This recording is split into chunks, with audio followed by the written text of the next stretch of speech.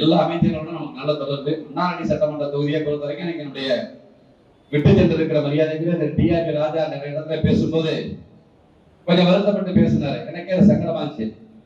உடனே நானே அவர் போன லைன்ல போனேன். ஃபர்ஸ்ட் எடுக்கிற திரும்ப ரெண்டாவது அவரு போட்டிருக்காரு, நான் எடுக்கிற நம்ம அமைச்சர் ஒரு அமைச்சர் திரும்ப மூணாவது நான் போட்டேன்.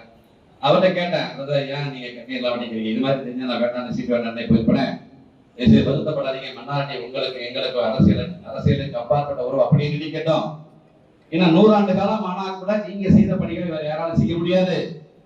இங்க இருக்கிற பாதாள சாக்கடையா இருக்கிற மற்றும் இருக்கிற நீங்கள் ஆரம்பித்து வைத்த பணிகளை நான் 5 ஆண்டு காலம் சட்டமன்ற உறுப்பினராக இருக்கும் போது அந்த பணிகள் நீங்கள் கொண்டு வந்த பணிகள், டிஆர்பி ராஜா அவர்கள் கொண்டு வந்த பணிகள், அதுல எல்லாரும் நாங்க மாற்ற மாட்டோம். அது மாதிரி அற்ப அரசியல் செய்ய மாட்டோம். நீங்க வருத்தப்படாதீங்க, நீங்க இன்னொரு அடுத்த வேலையில சங்கடப்படாதீங்க அப்படின்னு அன்பிற்கிடையே முன்னாள் சட்டமன்ற உறுப்பினர் முன்னாள் அமைச்சர் திரு டிஆர்பி ராஜா நான் நேரடியாக போன் பண்ணி 4 நாளைக்கு என்னுடைய வடூர்ல இருந்து பேசி நான் அவர்கிட்ட பேசுறேன்.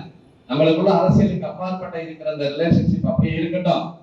நீங்க அருமையா பேசுறீங்க, பேசும்போது இஸ்காமராஜுக்கு வாழ்த்துக்கள், இஸ்காமராஜுக்கு வாழ்த்துக்கள் சொல்றீங்க, அதுக்காக நான் உங்களுக்கு நன்றியை சொல்லிக்கிறேன். அதனால சங்கடப்படுற மாதிரி தயவுசெய்து பண்ணாதீங்கன்னு தான் நான் சொன்னேன். நிறைய திட்டங்களை கொண்டு வந்திருக்கிறாரு. இந்த பாதாள சாக்கடைகள்லாம் பாதியிலே இருக்கு. உரிய அதிகாரிகளை இன்னைக்கு நம்ம ஆடியோ காலில் பேசியிருக்கிறோம். மன்னார்குடி சட்டமன்ற உறுப்பினர் அலுவலகம் இந்த வாரத்துல நல்ல பார்த்தீங்கன்னா இன்னையோட சித்திரை மாசம் முடியுது. வைகாசி மாசத்துல மன்னார்குடி சட்டமன்ற உறுப்பினர் திறக்கப்பட்டு நான் கங்கான மேல வாங்க, அவங்க தலைவி தான் எனக்கு பக்கத்து சீட்டை உட்கார்ந்து இருக்கிறாங்க, சௌமியா அன்புமணி.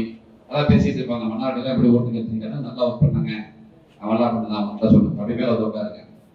அந்த மன்னார்குடி சட்டமன்ற உறுப்பினர் அலுவலகம் திறக்கப்பட்டு நம்முடைய என்ன மேல வந்து உட்காருங்க திறக்கப்பட்டு அங்க ஒரு ஸ்டாஃப் போடப்பட்டு நான் காலையில 1 மணி நேரம் ஊர்ல இருக்கும் போது நிச்சயமா மன்னார்குடி சட்டமன்ற தொகுதி அலுவலகத்தை டெய்லி இருக்கும். மன்னார்குடியில இருந்தா 1 மணி நேரம்